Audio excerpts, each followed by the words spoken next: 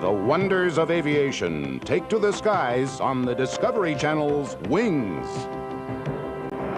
Take it down, take it down. All right, this is Ben. We just had a launch. Take it down, Bruce. Listen to the war stories of a struggle for a dream in the skies. Join in the triumph of an aircraft that worked hard to earn its stripes and became a true soldier on Great Plains, the F-111.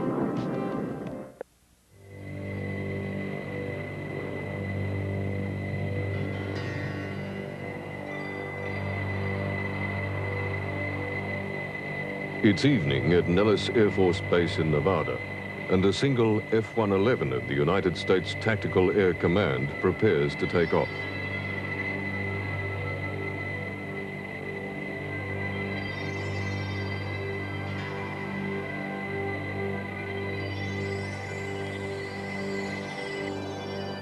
Okay, canopy's closed, latch. Latch check, okay, what are the flash latch? All that now except Peter Foggy. All the flash.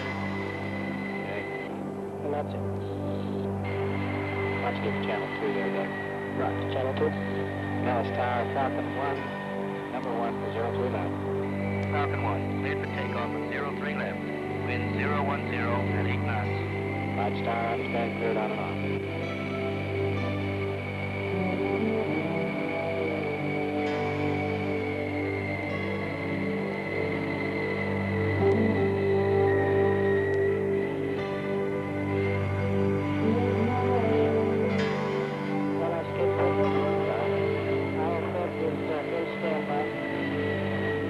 Radar video is good.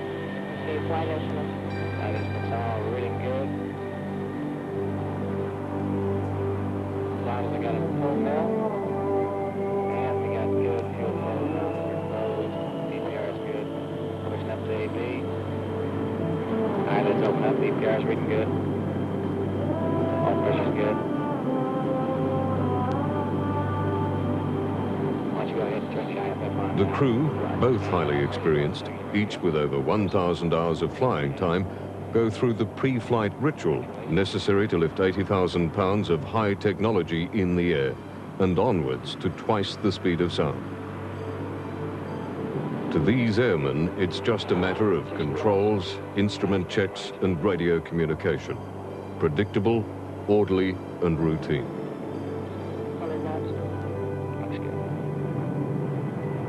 But the evolution of the F-111 was rarely predictable and never routine.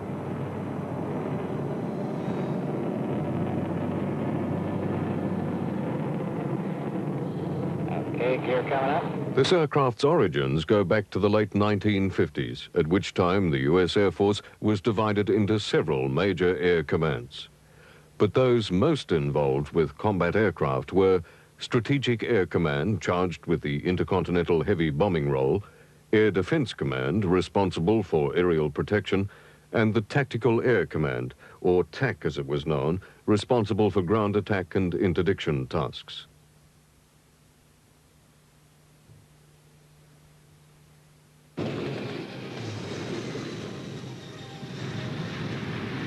By 1958, Tactical Air Command was employing F-105 Thunder Chiefs built by Republic Aviation, a company which had produced aircraft for the ground attack role since World War II.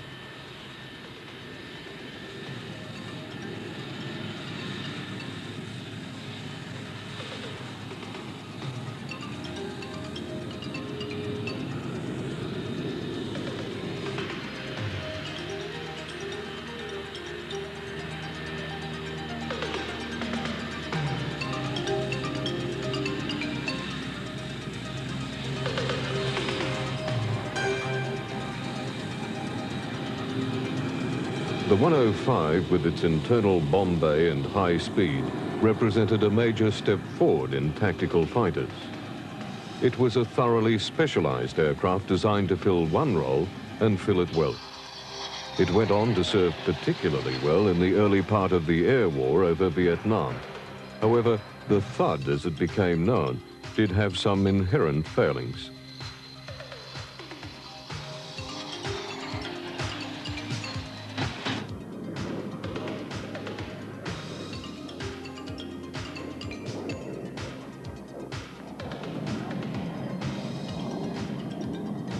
It had a limited range, which encouraged it to be flown at altitude, thus making it vulnerable to enemy radar-aimed missiles.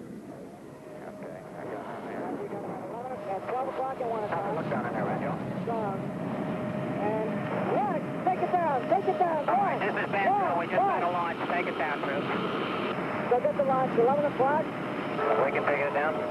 Roger, Badger, take it down. We got a launch. I see them coming off the pad at 12 o'clock. I think we're all right for the time being. Okay, Detroit, let's get out of here to the southwest. The Thunder Chief was also restricted to daytime bombing, often needing fighter cover. Another constraint was that it required long conventional runways.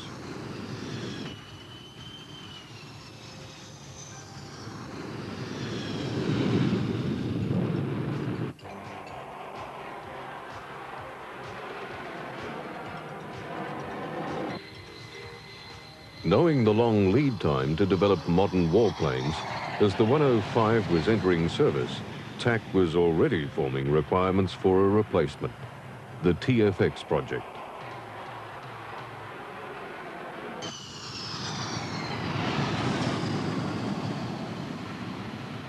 TFX specifications were encouraged by advances in new materials and manufacturing techniques. Solid-state electronic technology,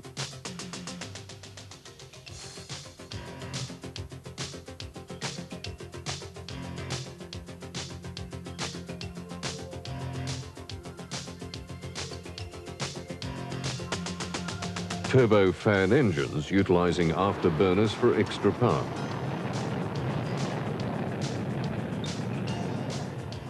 But most exciting of all, information received from NASA confirmed that new approaches to using a variable swing wing were practical and would give far greater flexibility to aircraft performance.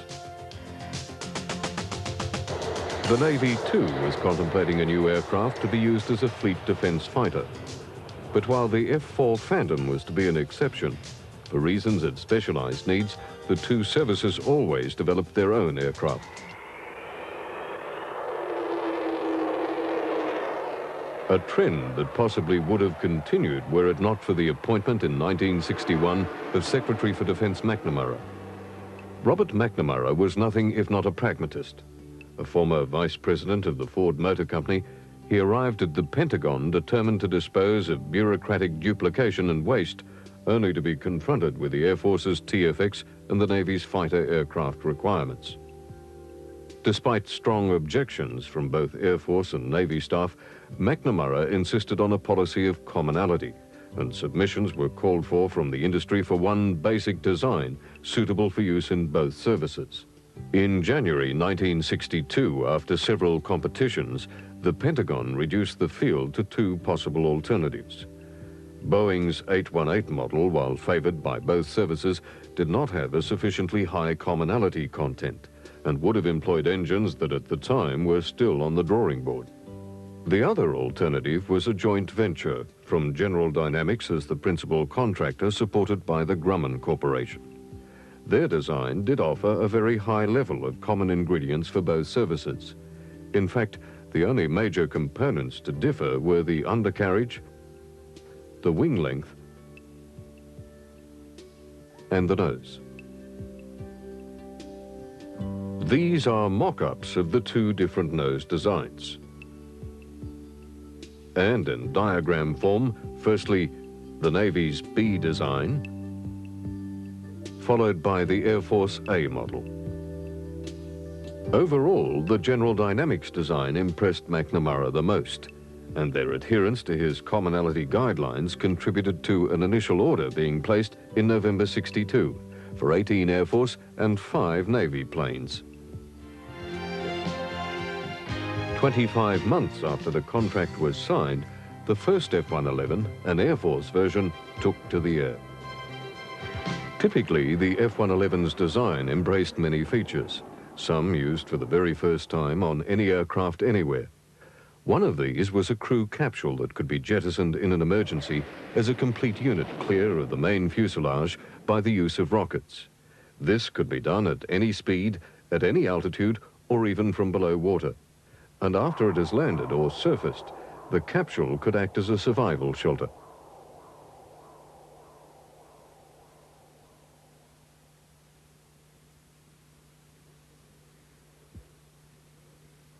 The F-111 was the first aircraft to go into full production utilizing afterburning turbofan engines. The TF-30 gave considerable economy and thus greater range. And the afterburners were available for takeoff and extra speed. Still more range was built into the General Dynamics design by utilizing every possible area available for fuel storage.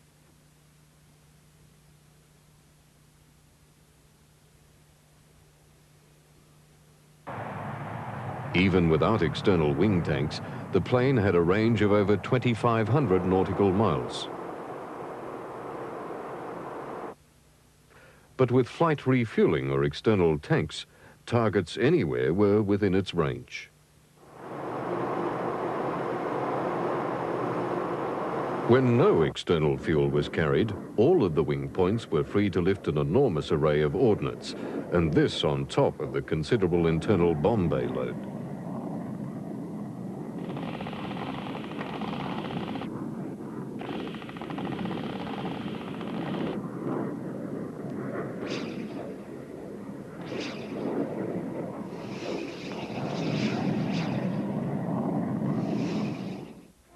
Wings will return in a moment. And now we return to Wings.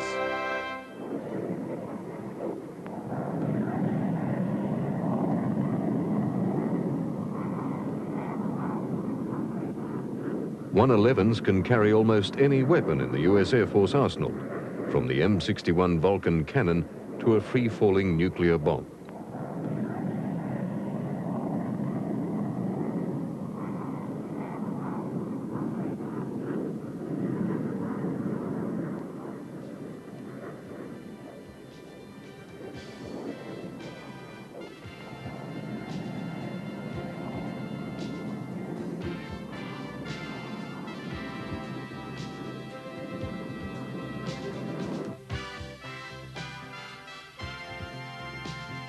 One of the original requirements of the TFX project was that the design should allow for landing on short makeshift runways.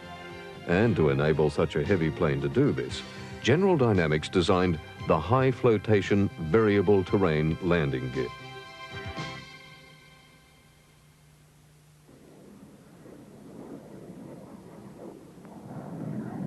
Another feature originally unique to the 111 was its terrain following radar. This system allows the pilot to select an operating height above ground of as little as 200 feet.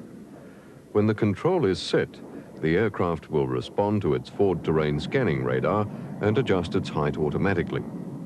There is also a manual mode allowing the pilot to use the same radar-gathered information reproduced on a cockpit instrument display.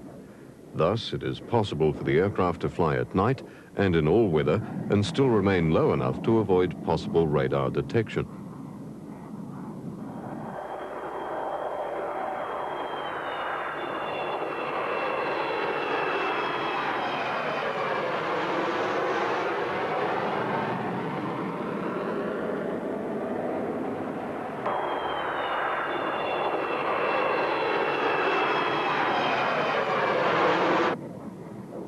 But the 111 will most certainly be remembered above all as the first production aircraft to employ variable sweep wings.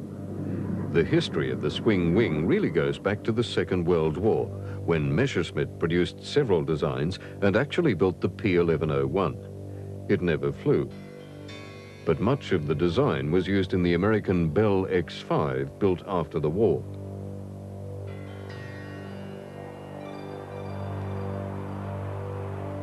This model flew successfully, as did the Grumman Jaguar, but neither plane was developed.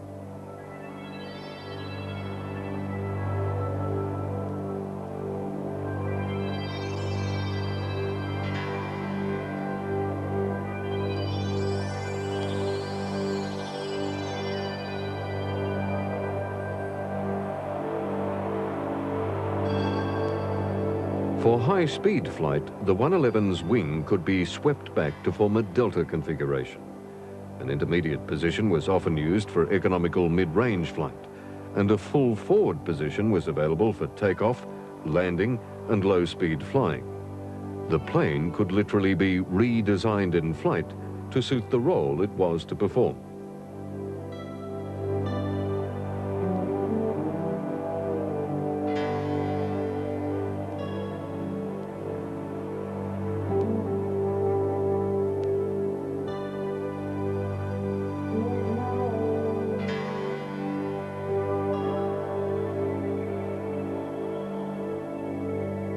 Not only had the Fort Worth team to design a wing that could adjust its angle, but also within that surface, flaps, slats and fuel, together with their operating mechanisms, had to be accommodated. To enable the forward slats to function, this glove would open, and it also acted as an airfoil.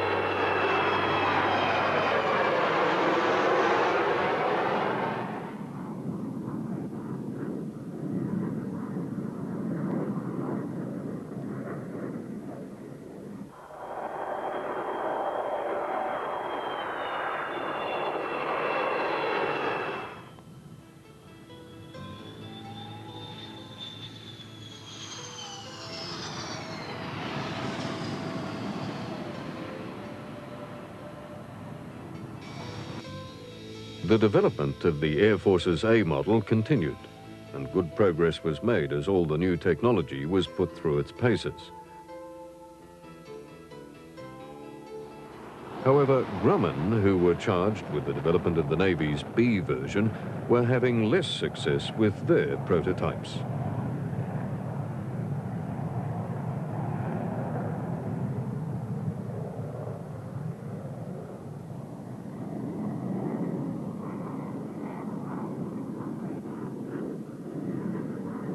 Given McNamara's commitment to commonality, the Navy had little choice but to accept the B version of the F-111, or at least the prototypes.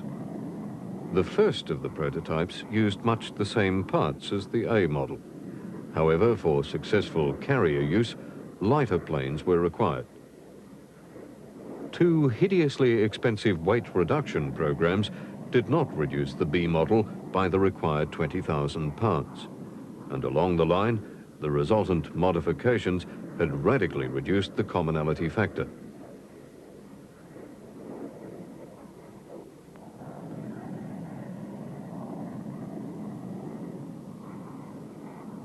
Whilst the B model was undoubtedly a beautiful aircraft, it was never destined to see service.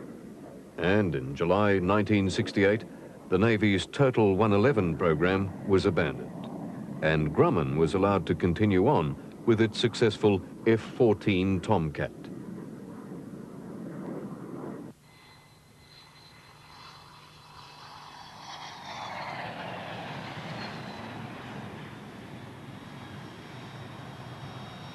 Harvest Reaper was the test program for bringing the aircraft to combat readiness.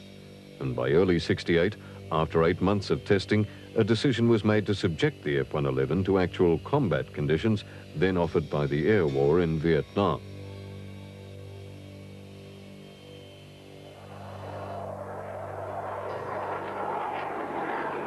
Six aircraft from the 474 Tactical Fighter Wing were deployed from Nellis Air Force Base to Thailand.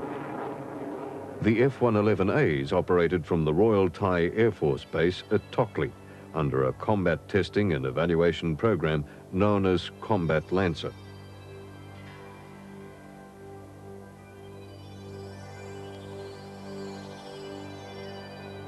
From this location, they were well within easy access of targets in Vietnam.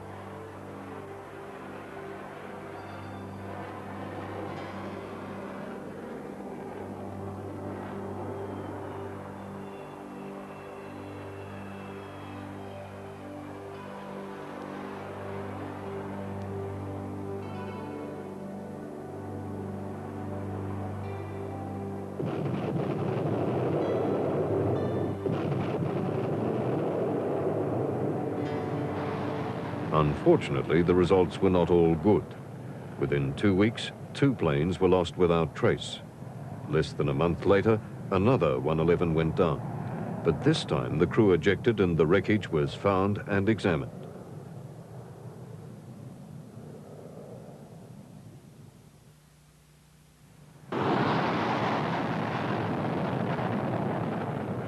The losses received bad publicity and were wrongly attributed in some news reports to ground fire, when the problems were really of a technical nature. After 55 missions had been flown, the operation ended, and the remaining aircraft returned to Nellis.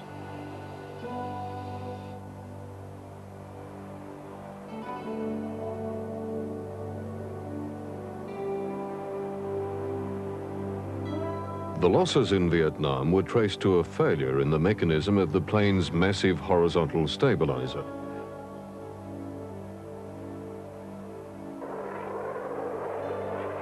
Then, in December '69, a Nellis-based 111 lost a wing, resulting in a fatal crash.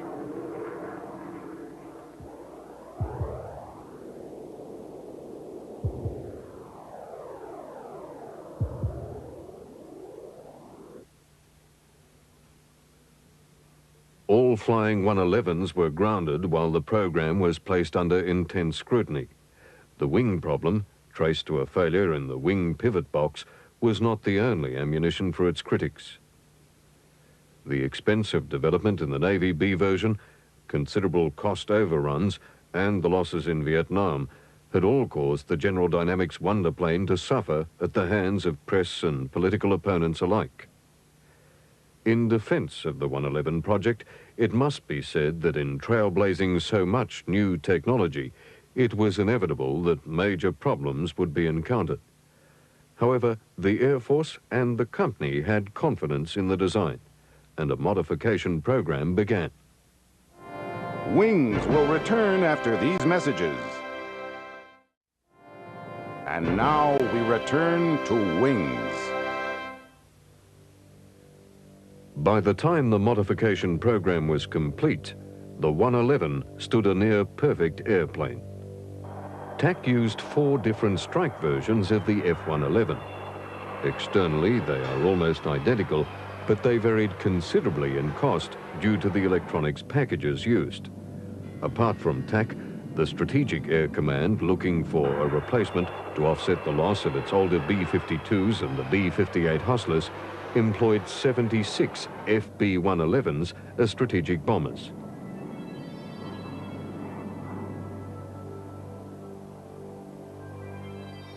SAC versions had a longer wing and a strengthened undercarriage, but were generally much the same as their Tactical Air Command cousins.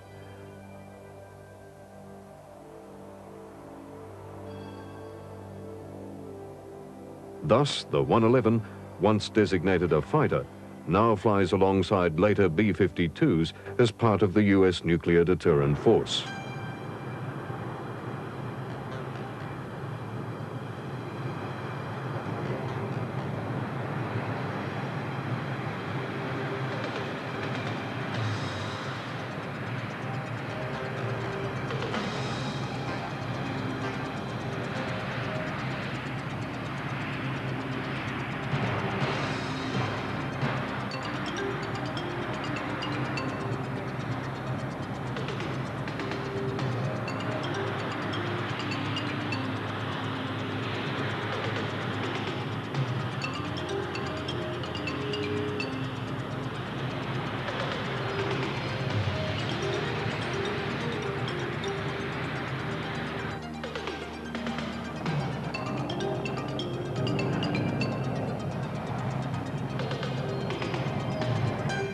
Although Britain had once indicated its intention to purchase 111s, the only other country to actually do so was Australia.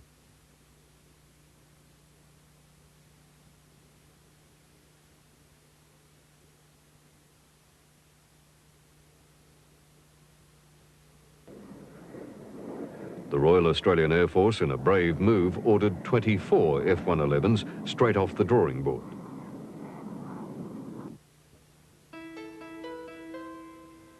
Unfortunately, due to the modification program, they were either in storage or being modified over a long period of time, and thus were delivered late, at greater cost. However, the Australian F-111Cs, with their longer wings and strengthened undercarriage, similar to the SAC bomber model, are now considered a wise choice and perform their role well.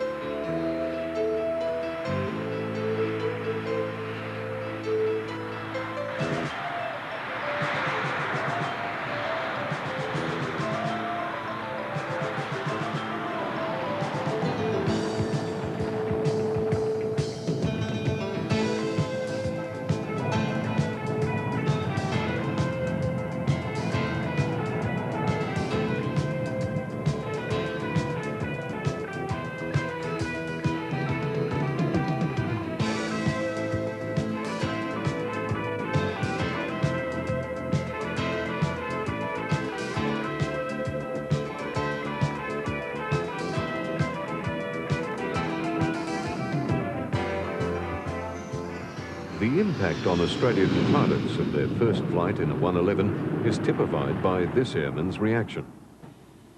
That flight was pretty exciting. As you can imagine, the takeoff in my heart and my lungs and in my throat and big quiver up my spine, but it was really exciting.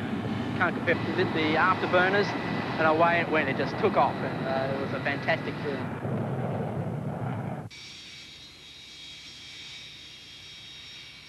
But by now, the merits of the 111 as a pilot's plane were well known by all who flew them. Over 300 hours in the aircraft, and I found out that it's quite a fantastic machine, and it does most of the work for you.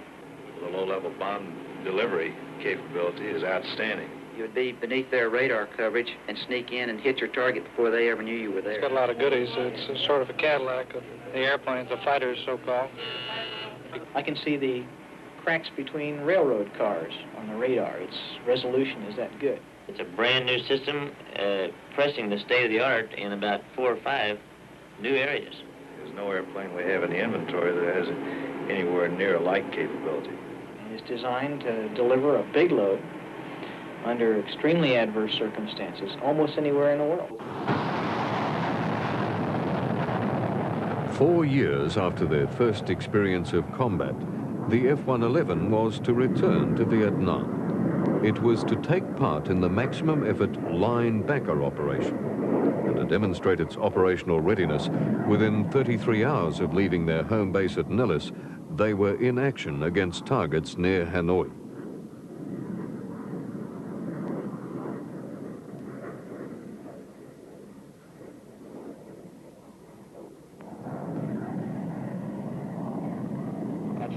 This time, the results were very different. Flying alone or in pairs, planes of TAC's 474 wing notched up 4,000 successful sorties in 6 months. Okay, Okay, got to fly up on the left and the right. okay, cage coming up. Okay, going back to standby. And I'll check out the autopilot here. Go ahead on into altitude, hold, and heading nav, and engage the autopilot. Working good. Okay, we're coming up on our entry point at about 5 miles. We'll be turning right to a heading of 101. Okay, coming right here. I'll go out and back and bypass on the radar altimeter.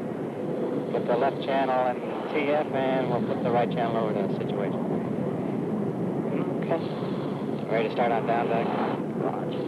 Okay, auto TF, start down.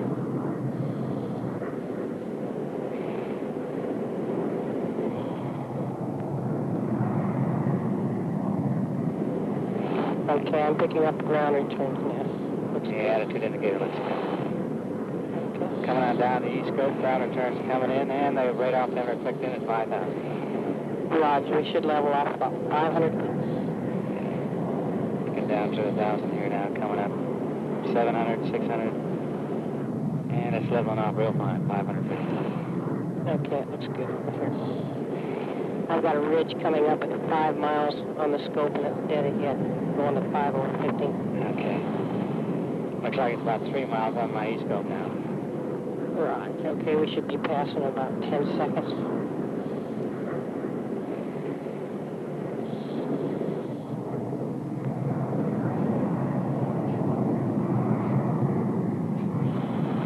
Okay, I'm going to target, and we're in target, and I'm picking up returns. It looks good. Crosshairs are falling good. Got the captain's mark.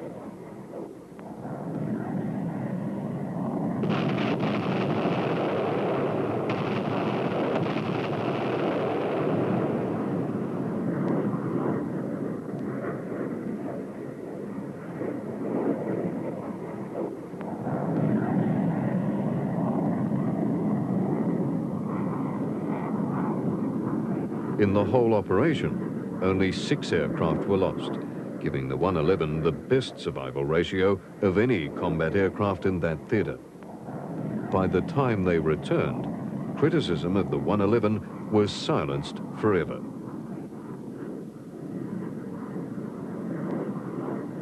Later support for the wisdom of a variable-wing strike bomber came from the Soviet Union by way of imitation with its Su-24 Fencer, very much a look-alike to the 111.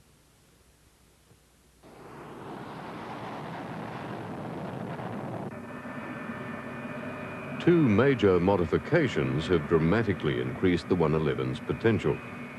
One was undertaken by Grumman, GD's original partner responsible for the Navy's B model. Now, with the F-111 Raven project, they were to enjoy considerably more success.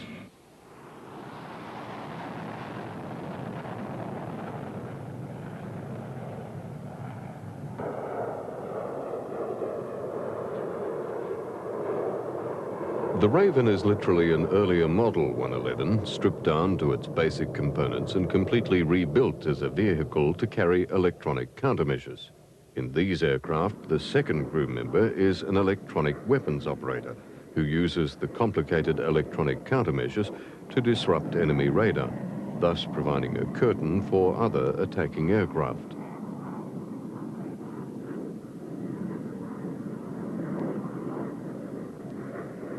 The Raven can be used in 3 basic ways. Firstly, in a standoff jamming role, providing protection for other aircraft from a distance. Secondly, as close air support going in at low level to give ground attack aircraft electronic cover. And finally, EF-111's deep penetration of hostile airspace, along with an attacking force to jam enemy radar.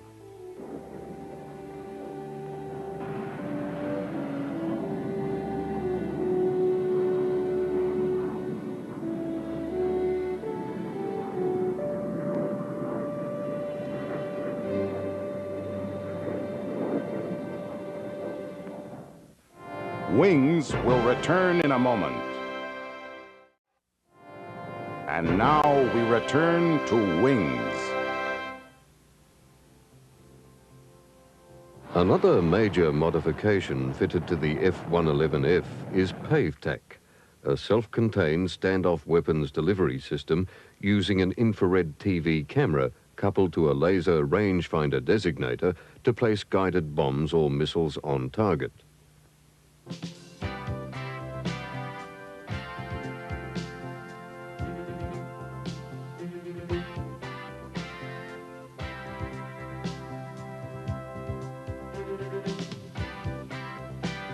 PaveTac components are fitted at locations throughout the aircraft. A major component is the PaveTac pod, which is fitted on a rotating cradle in the bomb bay and is retracted into the bay when not in use. The PaveTac pod is equipped with electro-optical sensors, infrared TV camera and laser in a movable pod head to provide complete lower hemispherical coverage.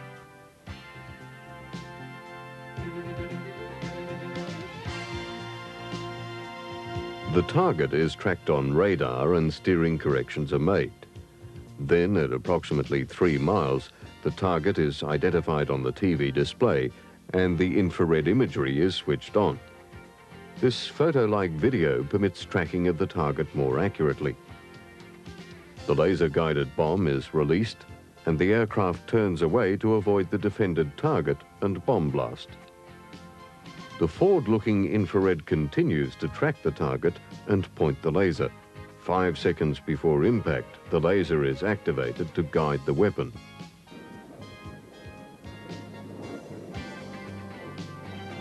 Here you are looking at an actual AGM Maverick missile launch. The missile crosshairs are being placed on the target by the weapons systems officer.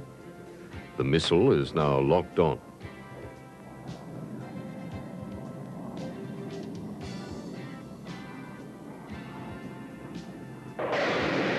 When it is launched, the TV video will disappear, and the PaveTac infrared video will be used to aim, track, and determine the effectiveness of the weapon.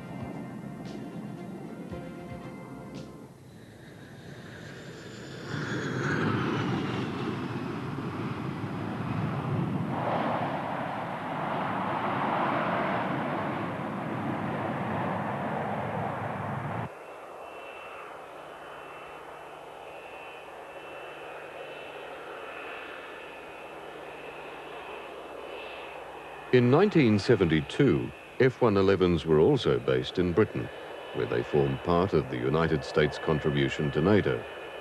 This is a D model of 27 TAC wing, and if you look closely, you will see the double C on the tail, denoting that this plane was previously stationed at Cannon Air Force Base in New Mexico.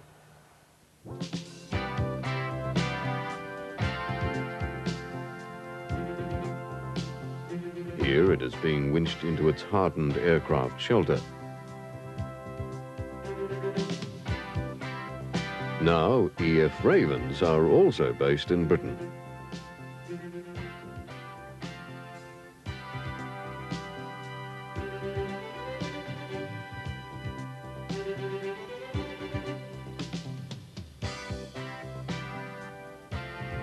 These crews are going through a briefing and pre-flight for one of many training missions.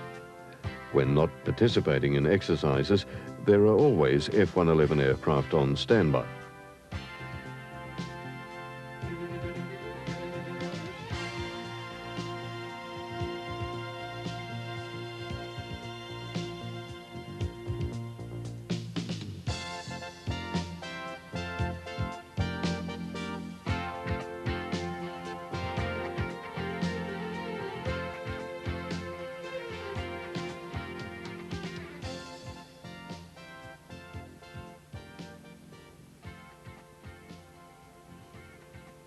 On April 14, 1986, F-111s of the 48th Tactical Fighter Wing left RAF Lakenheath, not for an exercise, but as part of the American strike mission against Libya.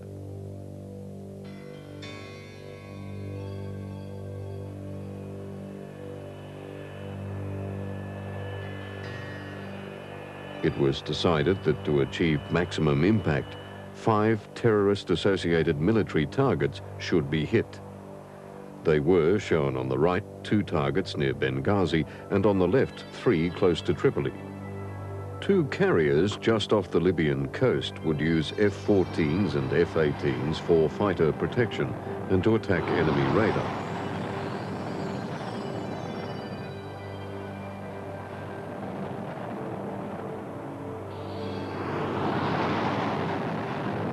A-6s and A-7s would combine as a bomber and electronic countermeasure force, and an E-2C would control the entire operation, which would also require F-111s based in Britain to attack the targets in Tripoli.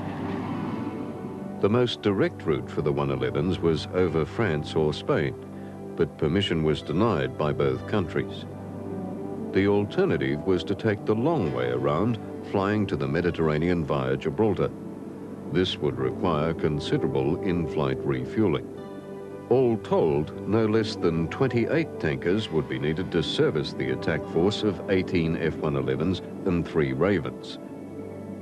The tankers leaving from their bases at Mildenhall and Fairford were the first to go. In the early evening, they would wait for the F-111s from Lakenheath and Ravens from Upper Hayford to rendezvous.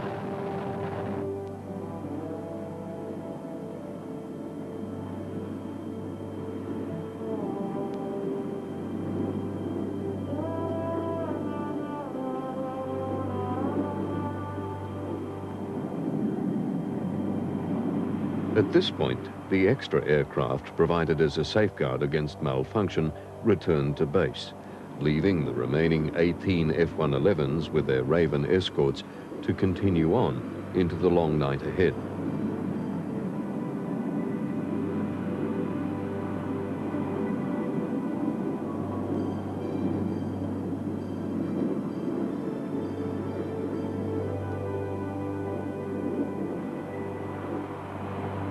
Twice over the Atlantic and twice over the Mediterranean, tankers refueled the 111s on the way to their targets. At about 1:45 a.m. local time, the force dropped to about 300 feet and broke into 3 groups, each with its electronic escorts.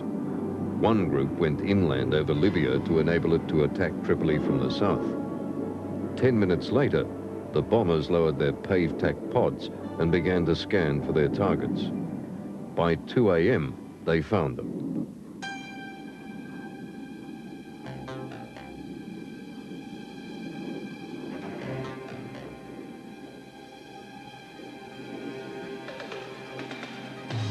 Here, an aircraft identifies its target, a military compound which is next to the tent of the Libyan leader, Colonel Gaddafi.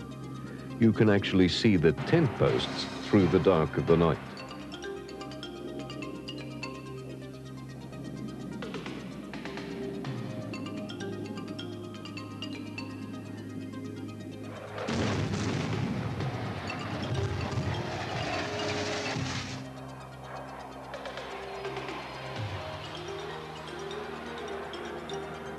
Within minutes, Libyan ground defenses, though denied the use of their radar, opened up with anti-aircraft fire, and the night air was alive with tracers and decoy flares from the 111s. It was possibly a hit from ground fire that brought down the only aircraft lost in the raid. It crashed into the sea somewhere close to this point. There were no survivors.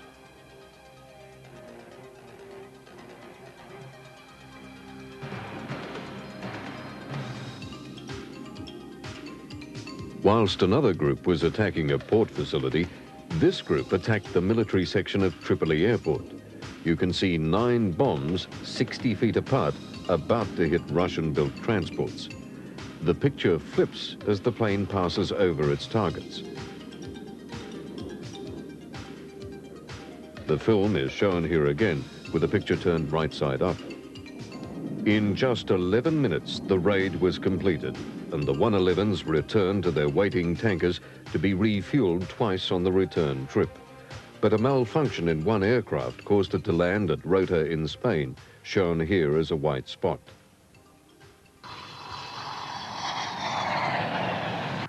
"15 hours after they'd taken off, the 111s landed back at their bases in the UK. Despite the loss of one aircraft, the raid was considered a major success for the US combined forces.